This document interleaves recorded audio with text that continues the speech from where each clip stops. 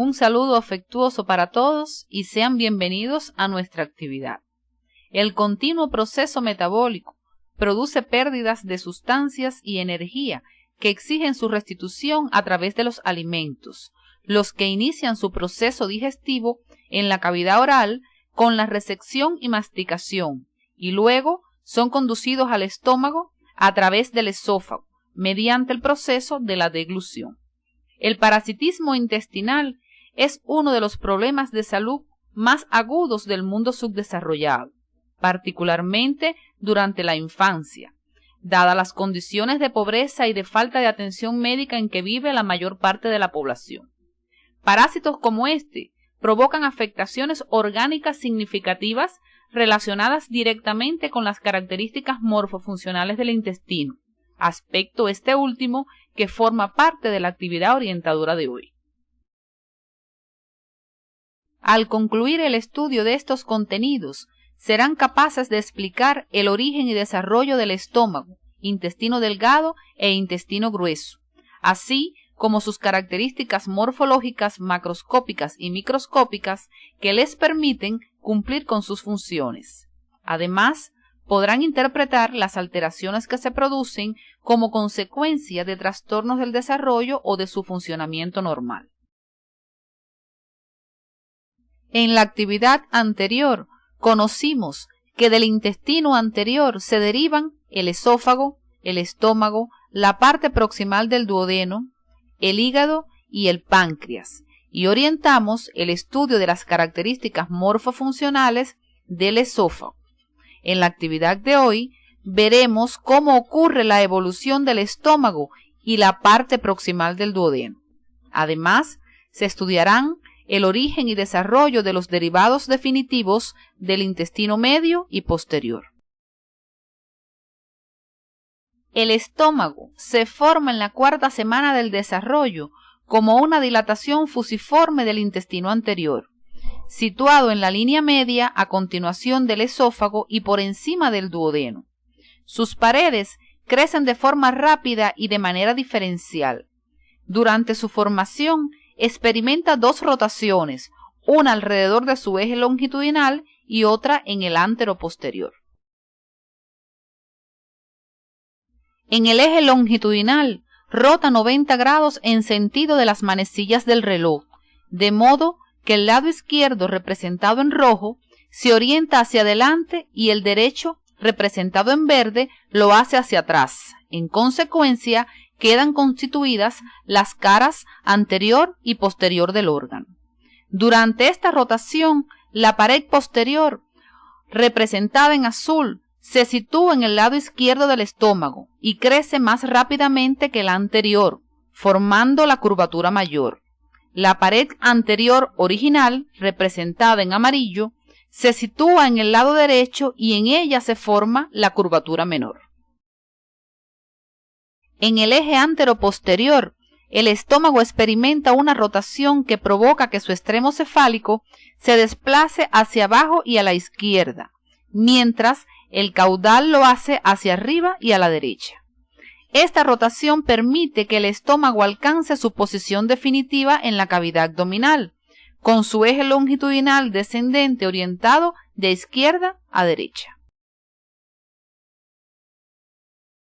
El estómago está unido a las paredes anterior y posterior de la cavidad celómica del embrión a través de los mesogástrios dorsal y ventral. La rotación en el eje anteroposterior modifica también la posición de estos mesenterios, dejando un espacio detrás del estómago denominado bolsa omental. Con el desarrollo ulterior del estómago, el mesogastrio dorsal crece y se extiende en sentido caudal, formando un saco de doble capa en forma de delantal, que se extiende sobre el colon transverso y el intestino delgado, y se denomina omento o epiplón mayor. Del mesenterio anterior se forman el omento o epiplón menor, que une el estómago con el duodeno y el hígado, y además el ligamento falciforme, que une al hígado con la pared anterior del cuerpo. A continuación, analizaremos las malformaciones más frecuentes del intestino anterior. La malformación más frecuente del estómago es la estenosis pilórica, que se produce cuando hay una hipertrofia de su capa muscular circular a ese nivel, lo que reduce la luz del órgano en este segmento, impidiendo el paso de los alimentos, lo que provoca vómito. En algunos casos, la luz se cierra completamente, lo que constituye una atresia del píloro. Veamos a continuación las características morfofuncionales del estómago.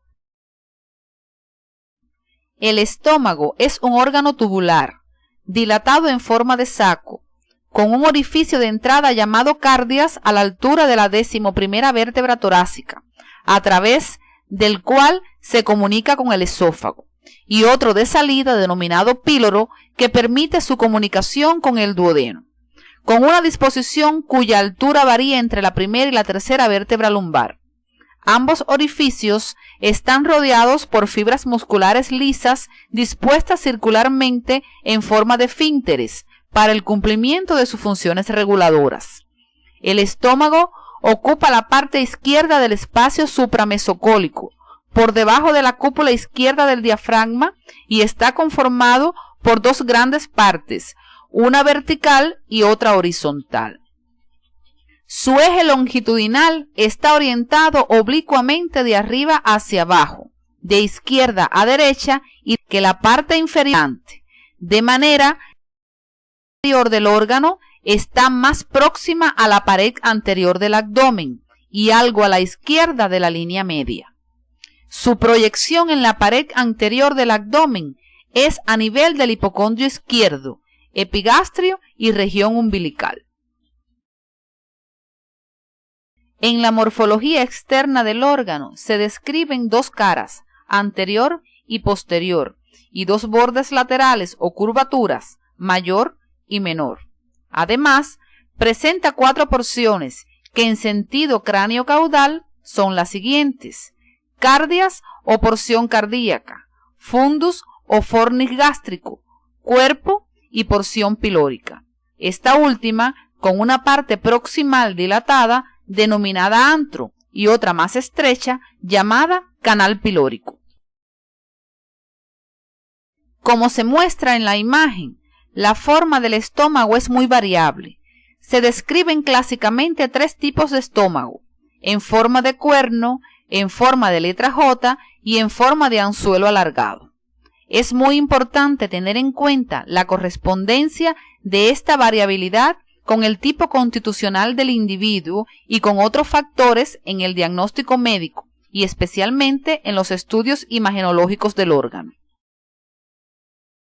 Según la situación anatómica y la morfología externa del estómago señaladas anteriormente, el mismo establece relaciones topográficas con la serosa peritoneal y con otros órganos como el hígado, el páncreas y el vaso, entre otros. Es importante precisar las particularidades de estas relaciones a través del estudio independiente, siguiendo las orientaciones que aparecen en el CD de la asignatura. La mucosa del estómago es rica en glándulas y desde el punto de vista macroscópico se caracteriza por presentar abundantes pliegues. Especialmente a lo largo de su curvatura menor se observan unos pliegues longitudinales denominados calle gástrica, a través de los cuales se facilita el deslizamiento de los líquidos en dirección al orificio pilórico para pasar al intestino delgado. A continuación, nos referiremos a las características morfofuncionales microscópicas del estómago. La pared del estómago está formada por 4 capas: mucosa, submucosa, muscular y serosa. La mucosa gástrica está tapizada por un epitelio que se invagina en dirección a la lámina propia y forma las fositas gástricas. En esta imagen se observa el epitelio simple cilíndrico de la mucosa gástrica, formado por células secretoras de mucus. Este descansa en la lámina propia de tejido conectivo laxo con células linfoides. La lámina propia adquiere gran desarrollo asociado con la presencia de abundantes glándulas, las que tienen características particulares y se denominan en dependencia de la porción del órgano donde se localicen, como veremos a continuación. Las glándulas de la lámina propia del cárdias se denominan glándulas cardíacas. Sus células producen moco y una enzima llamada lisocima que destruye la pared de las bacterias. Las glándulas de la región del píloro se llaman pilóricas y son tubulares simples o ramificadas. Ambos tipos de glándulas se abren en las fositas gástricas. Las características de ambas deben estudiarlas de forma independiente. Las glándulas de la lámina propia de la mucosa en las regiones del fondo y del cuerpo se denominan glándulas fúndicas o principales y son tubulares ramificadas. Por su importancia, nos referiremos a sus características morfofuncionales. Las glándulas fúndicas poseen 3 porciones: istmo, cuello y base, formadas por diferentes tipos celulares. El istmo posee células madres, mucosas y parietales. En el cuello se encuentran células mucosas, células parietales y enteroendocrinas, y en la base las células principales, parietales y algunas células enteroendocrinas. Las células mucosas secretan un mucus soluble, las parietales producen ácido clorhídrico, las principales el pexinógeno y las enteroendocrinas la gastrina y la serotonina, entre otras sustancias. Deben profundizar en las características de estas células siguiendo las orientaciones del CD de la asignatura. La capa muscular del estómago está formada por músculo liso dispuesto en 3 estratos, uno interno oblicuo, uno medio circular y otro externo longitudinal. En esta capa se encuentra el plexo nervioso mientérico o de Auerbach. Además, en esta imagen pueden observar la serosa. Las funciones motoras del estómago son 3: almacenamiento, mezcla y vaciamiento.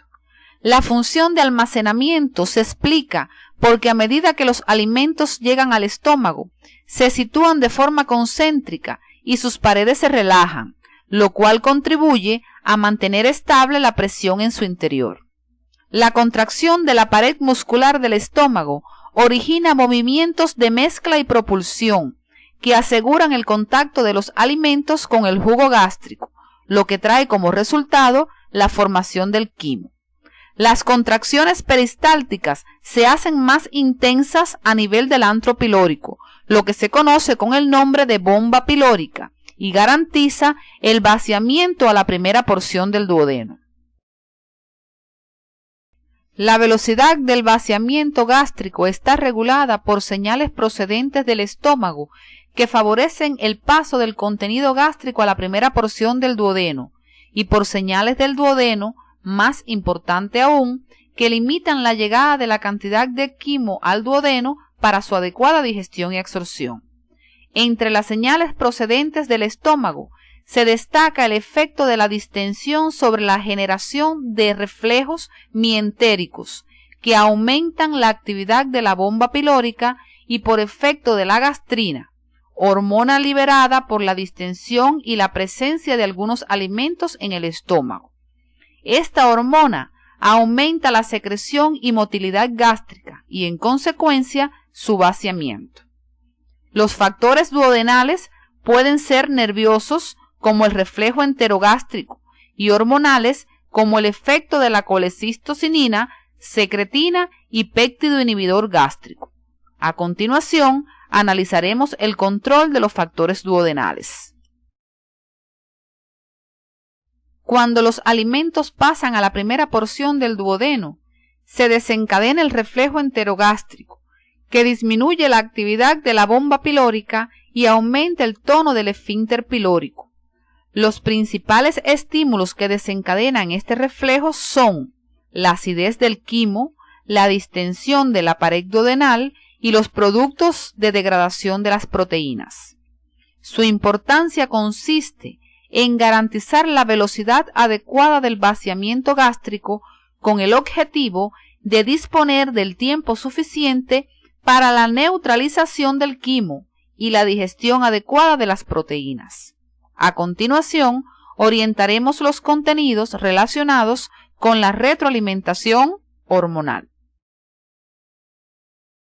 La presencia de grasas en el duodeno incrementa la secreción de colecistocinina y péptido inhibidor gástrico.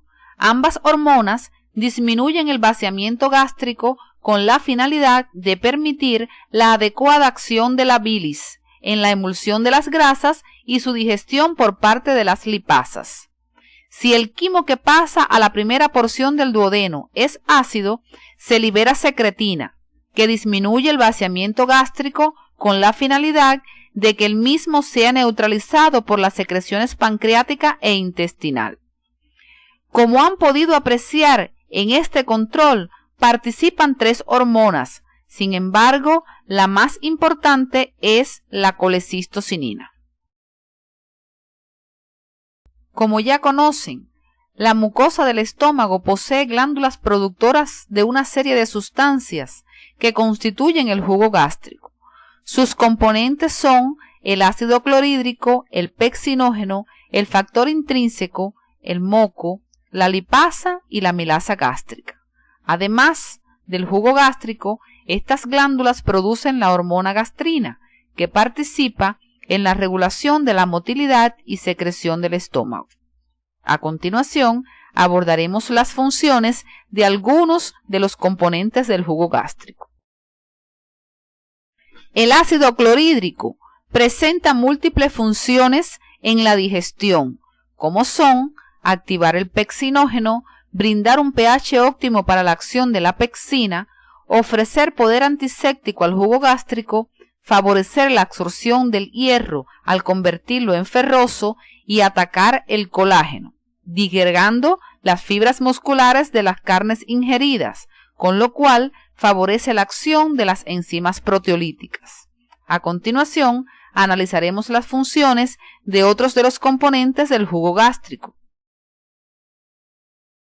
El peccinógeno, producido por las células principales y mucosas de las glándulas gástricas, se activa en presencia del ácido clorhídrico para convertirse en pectina, enzima proteolítica que hidroliza el enlace peptídico de las proteínas ingeridas. En su estudio independiente, deben profundizar en el estudio de los demás componentes del jugo gástrico, siguiendo las orientaciones del CD. La secreción gástrica tiene 3 fases: cefálica, gástrica e intestinal.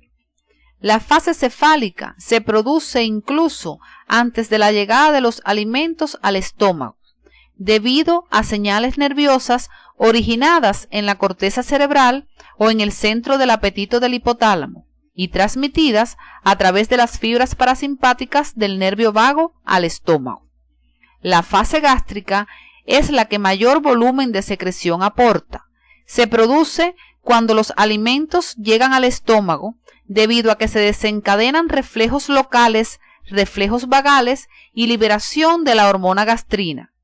Estos mecanismos estimulan las glándulas gástricas, con lo cual se incrementa la secreción de ácido y peccinógeno. La fase intestinal se produce cuando los alimentos han pasado al duodeno. En esta fase se aporta un pequeño volumen de secreción que depende de la producción de gastrina entérica. Después que ocurre el vaciamiento gástrico, el quimo continúa su mezcla con los jugos digestivos y su progresión a lo largo del intestino delgado, cuyo origen y desarrollo abordaremos a continuación. El intestino delgado está formado por el duodeno, el yeyuno y el ilion. En su origen participan la porción distal del intestino anterior y la rama cefálica del intestino medio. La rama caudal de este último origina componentes del intestino grueso. Sin embargo, por su estrecha vinculación durante el desarrollo, es necesario explicar cómo evolucionan ambas ramas de manera conjunta. El duodeno experimenta en su porción proximal un crecimiento acelerado. A causa de la rotación del estómago en el eje anteroposterior, el duodeno es desplazado de la línea media hacia la derecha en su región cefálica. Su región caudal, por el crecimiento de la cabeza del páncreas, es traccionada hacia la izquierda, lo que le da una forma de letra C. Veamos a continuación cómo evoluciona el intestino medio. El intestino medio en su desarrollo se muestra como una forma de letra C, alargada, con sus ramas cefálica y caudal, y como eje central tiene a la arteria mesentérica superior.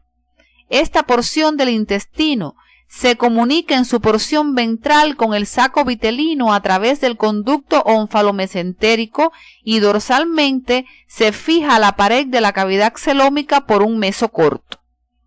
El asa aumenta su longitud y simultáneamente rota sobre su eje en sentido antihorario, hasta completar aproximadamente 270 grados. El crecimiento de ambas ramas no es igual. La rama cefálica lo hace más rápidamente, por lo que se pliega formando asas. Debido al crecimiento acelerado del asa intestinal y el gran tamaño del hígado, la cavidad abdominal resulta insuficiente para contener las asas intestinales. Esto trae como consecuencia que en la sexta semana se produzca la salida de las mismas hacia el exterior, lo que recibe el nombre de hernia umbilical fisiológica. Veamos a continuación cómo se produce la rotación del asa intestinal primitiva. La rotación se produce en 3 etapas. Recordemos que inicialmente el asa cefálica está situada por encima de la arteria mesentérica superior y la caudal por debajo.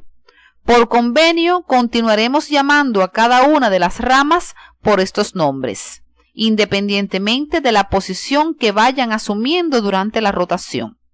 Observen que en la parte inferior derecha de la imagen aparece una representación de la posición que adoptan las asas durante su rotación.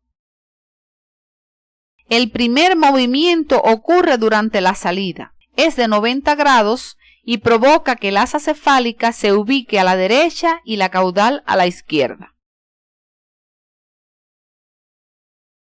En el segundo movimiento, el asa cefálica se sitúa en posición inferior y la caudal en posición superior.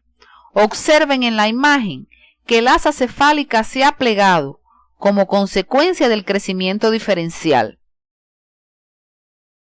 El tercer movimiento hace que el asa cefálica se sitúe a la izquierda y la caudal a la derecha.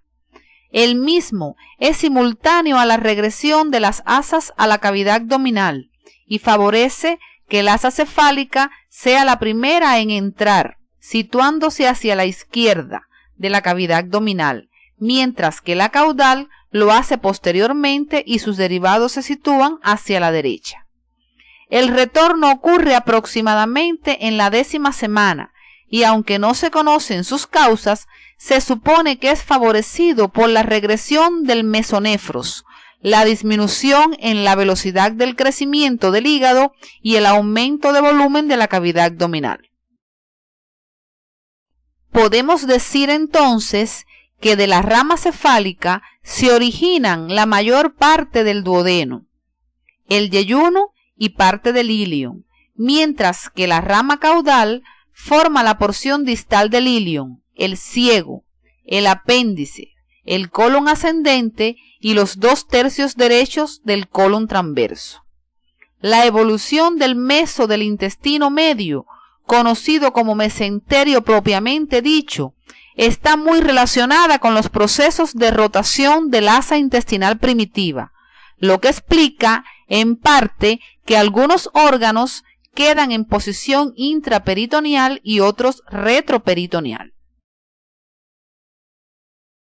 Las malformaciones de esta porción del intestino pueden ser anomalías de los mesenterios como la hernia retrocólica, anomalías de la pared abdominal, donde la más frecuente es el onfalocele, anomalías del conducto onfalo-mesentérico como el divertículo de Meckel, defectos en la rotación como el colon izquierdo, atresias, estenosis y duplicaciones que pueden ocurrir en cualquiera de los segmentos del intestino y que siguen los patrones ya estudiados.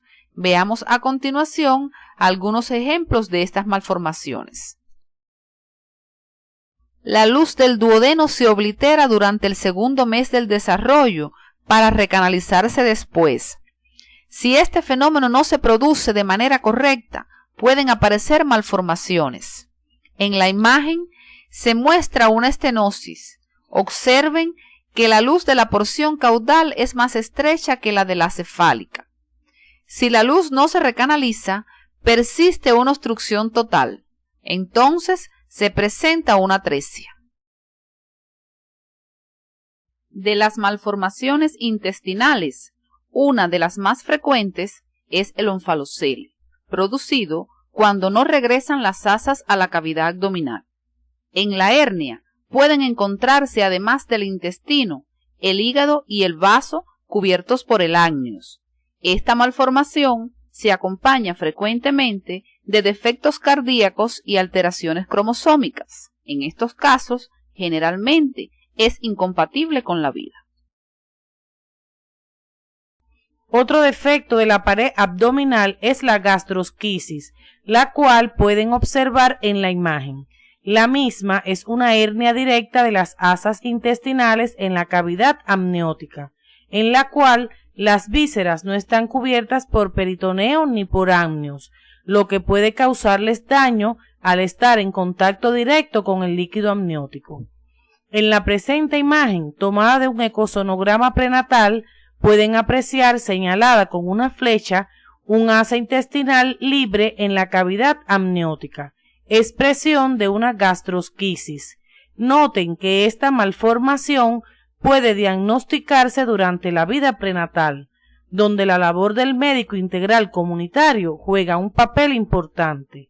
En la siguiente imagen tenemos el mismo recién nacido mostrado en la primera imagen, una vez corregido quirúrgicamente el defecto. El intestino delgado es la parte más larga del tubo digestivo, con una longitud promedio de 6 metros. Ocupa la mayor parte del espacio inframesocólico, enmarcado entre distintas porciones del intestino grueso. Según sus relaciones con el peritoneo, es en parte retroperitoneal y en parte intraperitoneal. Se divide para su estudio en dos grandes porciones: intestino no mesentérico, aquella porción que carece de mesoperitoneal y por tanto está fijada directamente a la pared abdominal posterior, cubierta por el peritoneo parietal, con muy pocas posibilidades de desplazamiento, como ocurre con el duodeno, e intestino mesentérico, aquella porción del intestino delgado fijada a la pared abdominal por medio de un meso con grandes posibilidades de movilidad, a la cual pertenecen el yeyuno y el ilion. Entre estas dos últimas porciones no existe una delimitación precisa, razón por la cual algunos autores prefieren el término de yeyuno-ilion. El duodeno es la porción no mesentérica y más corta del intestino delgado, con una longitud promedio de 25 a 30 centímetros y en forma de letra C. Se extiende desde el orificio pilórico del estómago hasta la flexura duodeno-yeyunal y se proyecta en la pared abdominal anterior en la región umbilical. El mismo está situado profundamente por delante de la pared abdominal posterior y de los grandes vasos abdominales, por detrás del peritoneo parietal posterior. Con respecto a la columna vertebral, se extiende entre la primera y la cuarta vértebra lumbar. El duodeno se divide para su estudio en 4 porciones: superior, descendente, horizontal y ascendente. Observen en esta imagen cómo el duodeno, por su forma y situación anatómica, tiene variadas relaciones en sus distintas porciones con estructuras vecinas tales como el riñón derecho, la cabeza y el istmo del páncreas, los vasos mesentéricos superiores, la aorta abdominal y la vena cava inferior, entre otras. Por su importancia médica y quirúrgica, es necesario que profundicen estos contenidos según las orientaciones del CD de la asignatura.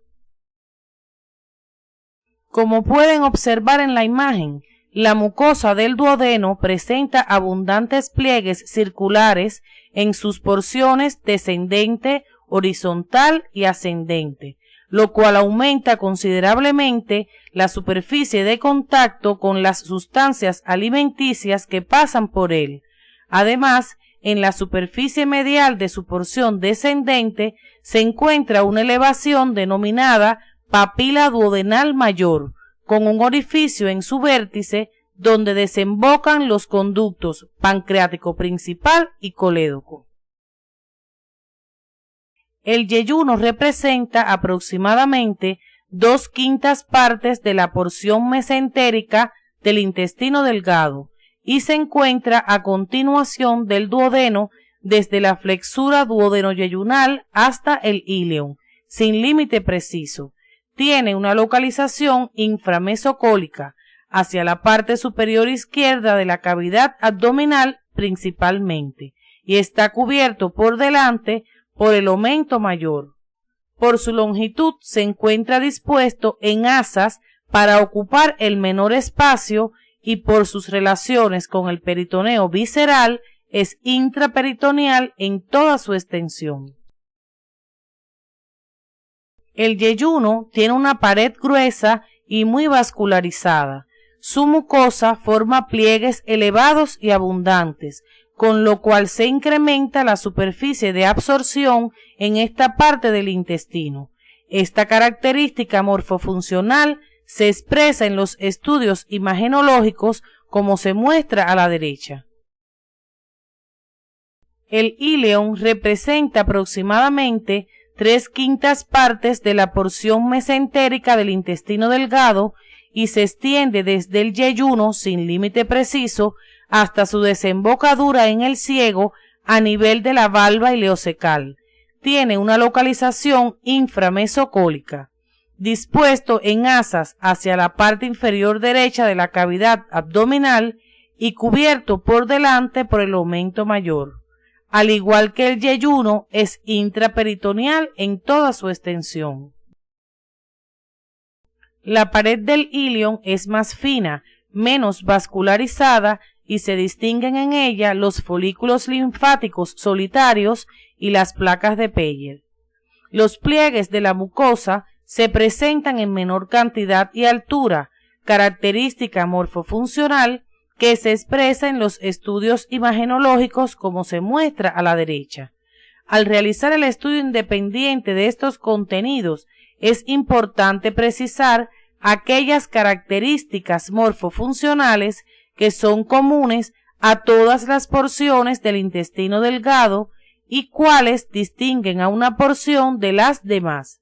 A continuación, orientaremos el estudio de las características microscópicas del intestino delgado. La pared del intestino delgado está constituida por 4 capas: mucosa, submucosa, muscular y serosa. Esta estructura general de la pared tiene sus particularidades en las diferentes porciones del órgano.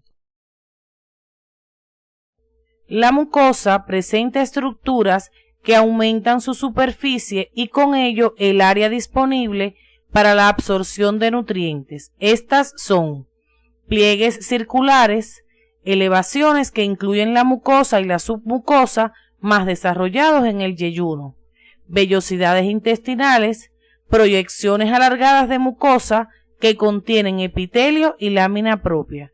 Las del duodeno son más altas, más anchas y numerosas que las del resto del intestino delgado. Microvellosidades, especializaciones de la membrana plasmática en la superficie apical de las células cilíndricas que forman parte del epitelio y glándulas intestinales o criptas de Lieberkühn, invaginaciones del epitelio hacia la lámina propia que se abren en la superficie de la mucosa entre las bases de las vellosidades. En la imagen se presenta el epitelio que reviste la mucosa, el cual es simple, cilíndrico, con chapa estriada y células caliciformes, que descansa en la lámina propia de tejido conectivo con abundantes vasos sanguíneos y linfáticos.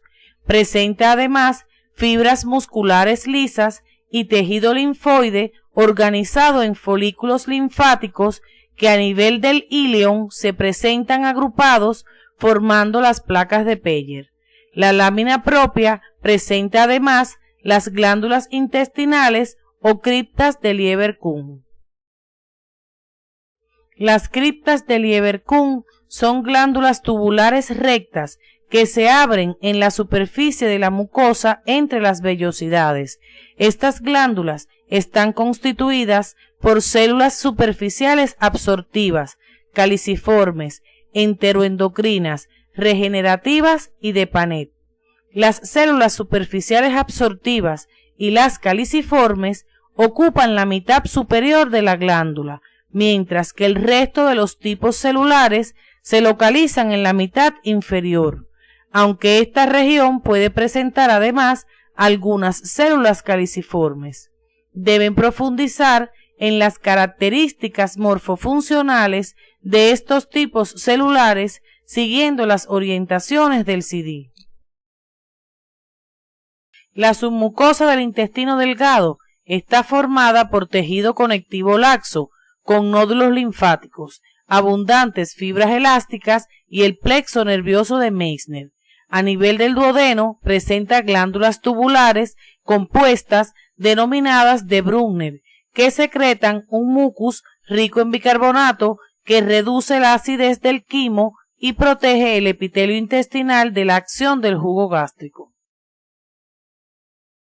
En la imagen se observa la capa muscular formada por dos estratos, uno interno circular y otro externo longitudinal. Entre ambos está el plexo nervioso de Auerbach.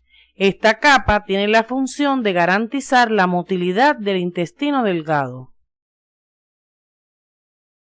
Los movimientos del intestino delgado, como en otras porciones del sistema digestivo, se dividen en mezcladores y propulsores. Esta división es puramente didáctica debido a que ambos producen un cierto grado de mezcla y propulsión simultáneas. Cuando el quimo penetra en el intestino delgado, distiende su pared e induce contracciones concéntricas espaciadas llamadas contracciones de segmentación que garantizan la mezcla del contenido intestinal con sus secreciones. Los movimientos propulsores dependen de las contracciones peristálticas. Observen que cada anillo de contracción está precedido en el tiempo de una relajación distal, lo que asegura la progresión de los alimentos a lo largo del intestino delgado. En la parte derecha de la presentación, observen una imagen contrastada de intestino delgado, donde pueden apreciar las contracciones peristálticas. El peristaltismo intestinal está regulado por mecanismos nerviosos y humorales. La actividad peristáltica aumenta mucho después de una comida, debido al desencadenamiento del reflejo gastroentérico, provocado por la distensión del estómago y conducido principalmente por el plexo mientérico, desde el estómago al intestino delgado. Además de estos factores nerviosos, existen los hormonales, entre los que se encuentran la gastrina, la colecistocinina, la insulina y la serotonina, que aumentan el peristaltismo, mientras que la secretina y el glucagón lo disminuyen. Este control asegura la adecuada dispersión del contenido intestinal, lo cual favorece su digestión y absorción. A continuación abordaremos el estudio de la secreción intestinal.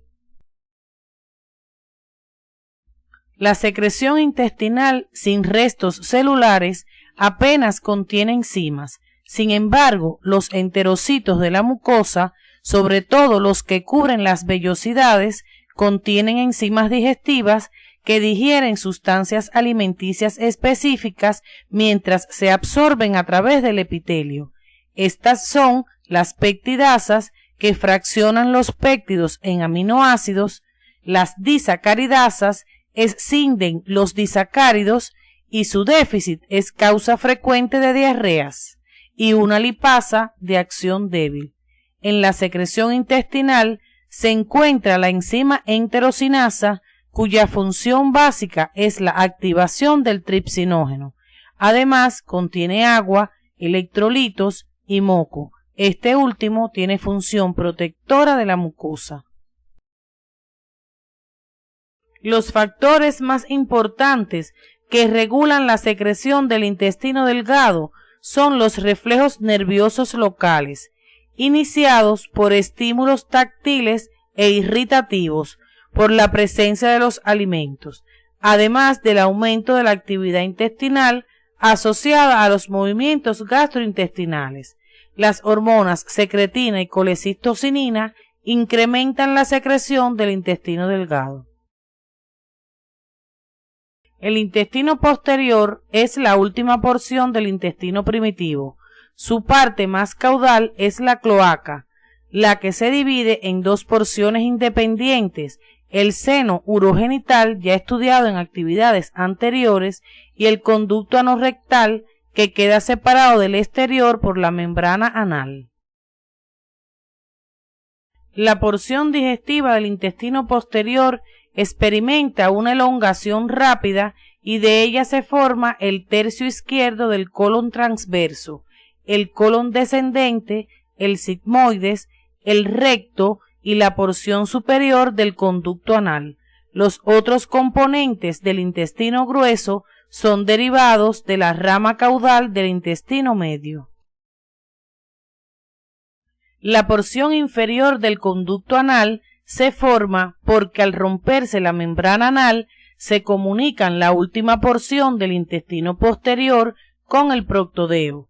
El epitelio ectodérmico de este último, representado en rojo, reviste la porción distal del conducto anal, mientras que el epitelio de las demás porciones del intestino posterior es endodérmico. Los derivados del intestino posterior son irrigados por la arteria mesentérica inferior, excepto en su porción más caudal, que recibe irrigación de las arterias rectales, medias e inferiores, ramas de las arterias ilíacas.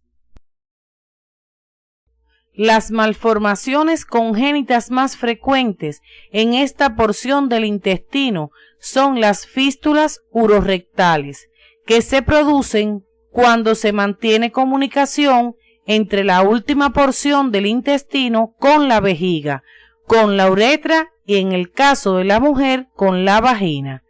El ano imperforado ocurre cuando no hay comunicación entre el canal anal y el exterior.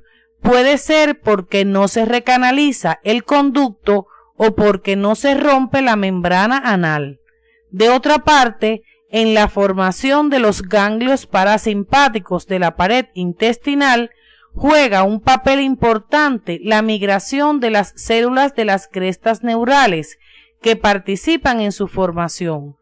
Cuando por defecto en la migración de estas células no se forman los ganglios parasimpáticos, se produce un megacolon agangliónico. En la imagen se representa un megacolon agangliónico. Observen el gran tamaño del colon a consecuencia de la disminución del tono del músculo liso de su pared. El intestino grueso mide aproximadamente 1.5 metros de longitud y presenta los mayores diámetros de todo el tubo digestivo. Se extiende desde su unión con el ilion en la fosa ilíaca derecha hasta el orificio anal, formando un marco a las asas intestinales delgadas. Sus relaciones con el peritoneo varían de una porción a otra. Se divide para su estudio en las siguientes porciones: ciego, colon y recto. El colon a su vez se subdivide en ascendente, transverso, descendente y sigmoide.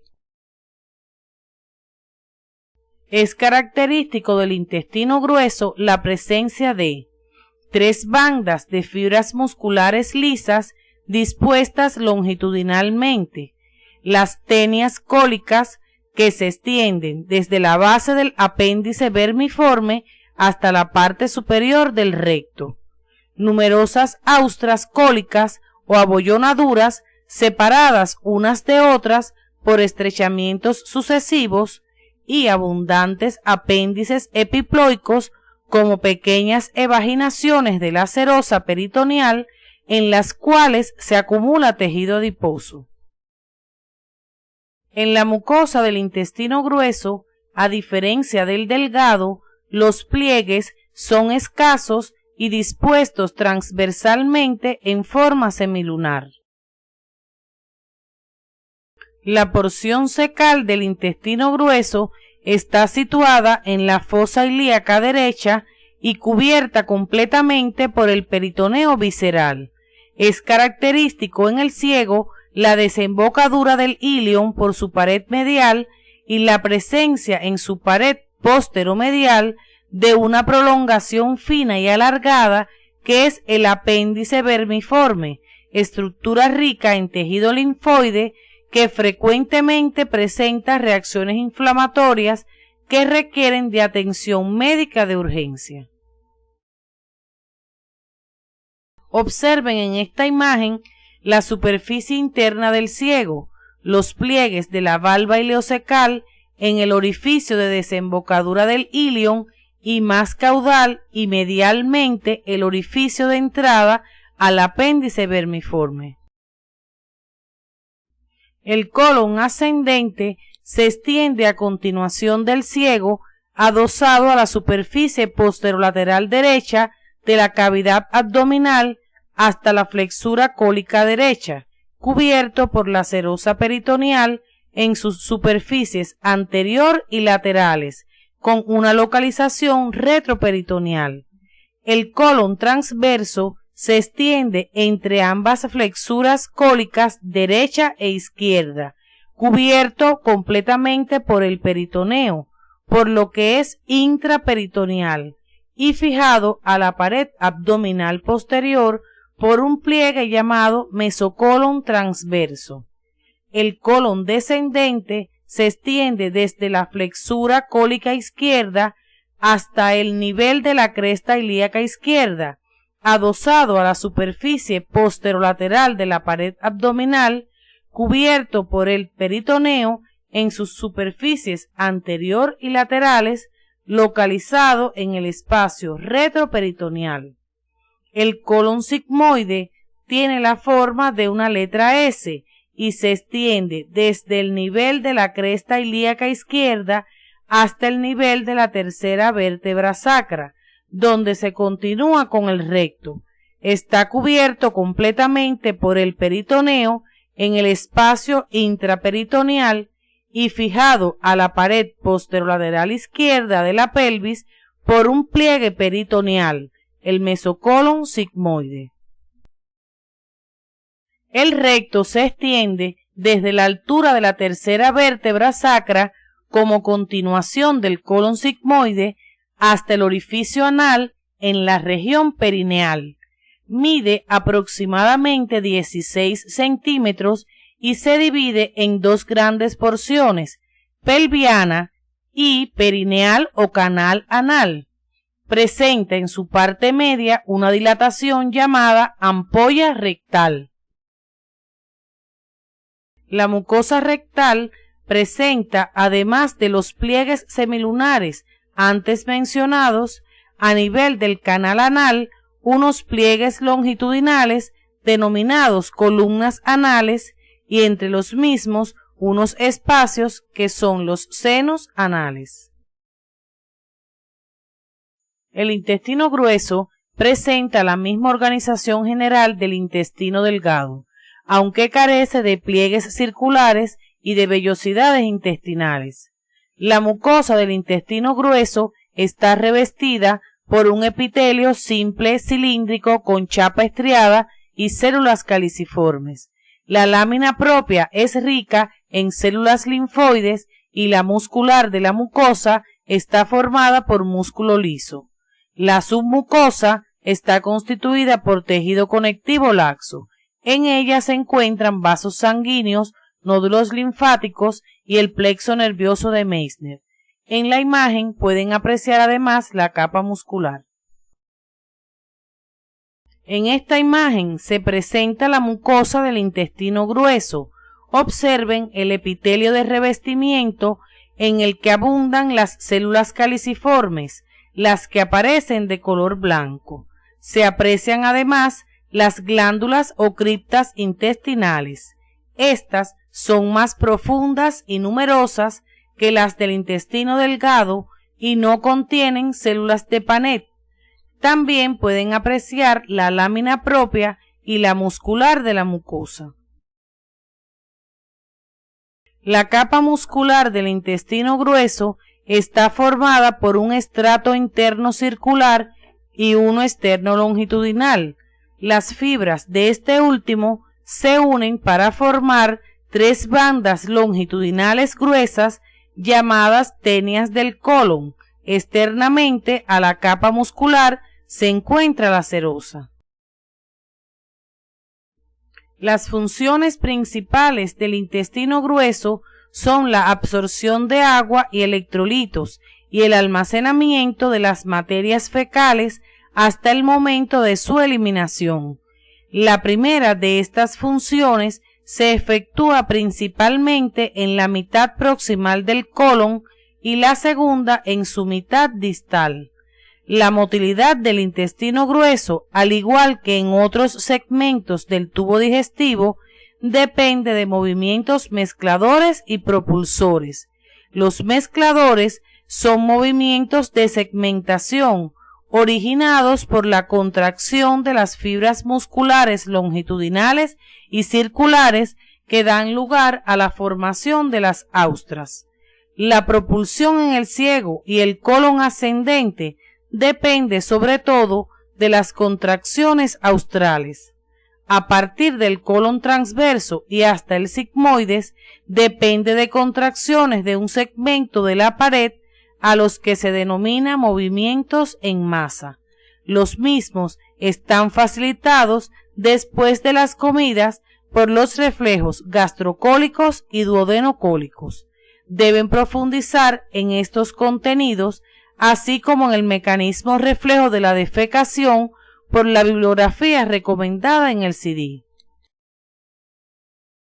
El epitelio de la mucosa del intestino grueso contiene abundantes células caliciformes productoras de moco, cuya función fundamental es la protección tanto de escoriaciones que puedan producir las heces fecales como de los efectos nocivos de las bacterias presentes en el contenido de las mismas. Además, el moco proporciona un medio adherente que mantiene unida la materia fecal.